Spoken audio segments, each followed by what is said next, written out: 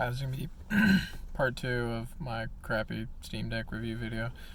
I cannot turn my camera around. I haven't really used it too much. I guess you can't turn your camera on while you're recording. It doesn't let you.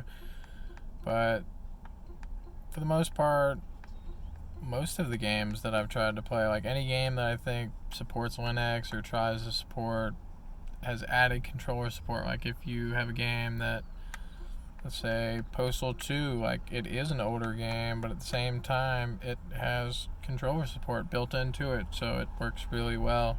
There's no issues with it. And you have other games that you might think like, oh, this should work well, like Baroni. It's kind of a dungeon crawler. You die, you get reset back to the start kind of game. It probably would work. I mean, it's graphically not very intense. I believe it has actual controller support just built into it, but every time you launch it, all the text is real janky. It looks like if you put in a old Game Boy cartridge before you blew it out, it's like, oh no, I have to blow it out. It's in like crazy text. That's how Baroni launches, and so you just can't see anything or do anything. You're kind of just stuck. That's not very fun. Dying Light was pretty fun. I played like an hour and a half Dying Light. No issues. As soon as I got the Steam Deck and I started playing Borderlands, I turned the... Let's see. What is it? I turned down... I limited the frames to 60 just because I wasn't super worried about it. Refresh rate 60. Half rate shading. TP limit is down to 10 watts. And for the most part, I've gotten minimum 4 hours, but it's on Borderlands, different things like that. I've usually gotten minimum 4 to 5 hours of playtime that I could actually get. I probably had 30 hours, 40 hours playtime on the Steam Deck total in the last 3 weeks to the month that I've had it. It's been nice. I mean, the touchpads, the little haptic feedback touchpads, I haven't really used too much. I'm terrible at this, obviously. We're gonna crank the brightness up too. I'm obviously terrible at this, but it is known, so that's fine. Yeah, I haven't really messed with the like the haptic feedbacks too much. Haven't seen much use for them. Sometimes when it tries to have mouse settings, or it says it's gonna have mouse settings, you end up just having to use the touchscreen control. You just have to like click where you want to play. You just click the play button on Borderlands or different things, because it says that something will be mapped to be clickable, and it just doesn't. It's not clickable. Like you have a mouse, but you can't do anything with it. You can just move it around with the haptics. The sticks feel great. No complaints about the sticks. Feels basically like an Xbox 360 stick. No problem. D-pad doesn't feel like it's in a bad spot. It's just, unusual, I guess. It's unusual to have it right next to the stick, but no real issues. I guess I wish the bezel was a little bit smaller, but I'm not gonna complain too much about it. I think it's pretty nice. Just the overall feel of it's nice. It's like it's hefty, but you don't feel like you're gonna break it, especially in the case. The case is nice. It's not as nice as I thought it might actually be when I'd seen reviews, but it's fine. Basically just like the Nintendo Switch case that I bought for my Nintendo Switch. Not too bad. Put a little bit of Saints Row. Everything that I've tried on this, like for the most part, my library, like I can go off, let's see. Back. Library. So. It's gonna be janky, I'm sorry, boys. So we got like 7 Days to Die, Baroni, Borderlands, all the Borderlands. Because the only one I've ever beaten was 2, so I'm gonna play through the other ones. Death Road to Canada I've played through once or twice. It's kind of fun. I don't think I ever beat it. I think I got close. Lots of car extra racing. It's the only game I have on the handheld. I really love playing the Assetto Corsa on the wheel, but it's been quite a while since I've gotten to play on my wheel. Fallout 4, Fable, San Andreas. I really wanted to play GTA 4, but I just didn't want to be stuck to the online. I knew I wasn't really gonna ever have Wi-Fi very often, so I just knew I wanted to avoid that.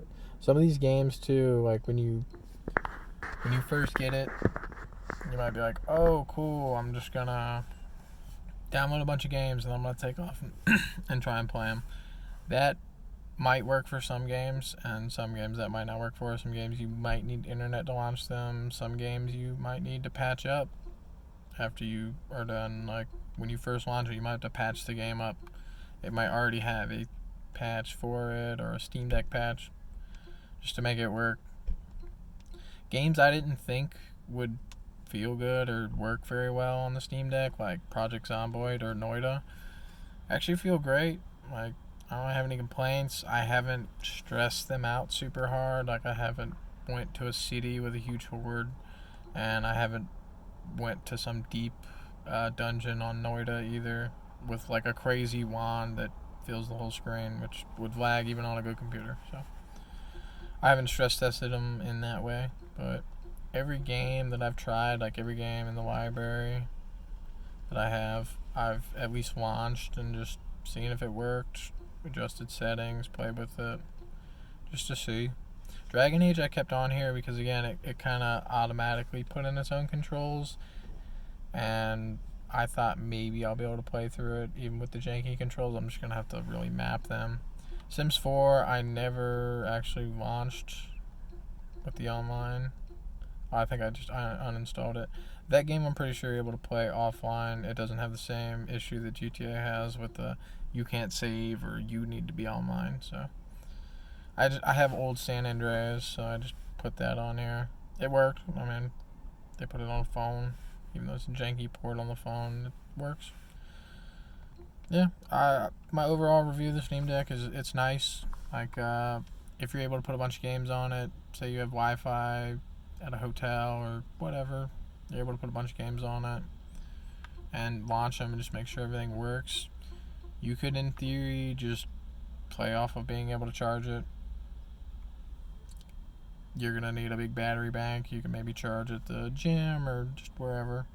But you can definitely play 2 hours, 3 hours at a time, once or twice per charge, and have fun. Like, usually I was playing at night. There is a decent bit of like screen glare in the day, which you can get away with if you're not in direct sunlight. Like, I cranked the brightness up pretty good, and I think it looks totally fine. Like, it doesn't bother me. I can see my own reflection, but it doesn't really bother me. No real complaints. I haven't used the desktop mode as much as I'd maybe like to, but yeah. Our view of the Steam Deck is, it's nice. It's great. It's a nice hefty device. I wanted a second PC. I have an Optiplex in storage, and I was thinking about getting a Raspberry Pi for a little while, maybe like a year ago. I was like, oh, that'd be cool to just have like something for a second PC and basically like on a USB drive. And then I just ended up not doing that. And I just hadn't really found any laptops that I thought were cool. Like, I have controllers and different things I could use and hook up to it. I haven't actually tried to yet. I've always just played it in handheld mode. Pretty much it's going to live the same life that my original Switch lives. That it only lives in handheld mode. It rarely gets connected to the internet. It's just a gaming device that, needs power. Yeah. If anyone's thinking about getting the Steam Deck, I think it's a great buy. I mean, there's not really any computer that you're going to compete with for probably under $600 that's really going to do the same things. So that for me was a big selling point on just buying the base model. The eMMC storage is pretty slow. It's not great. It's definitely slower than the SSD. I installed a couple small games on there, and when I go to launch them, it takes forever. Even just boot up sometimes takes a little while. It's just kind of slow. I might upgrade it at some point, but that's not a near future thing.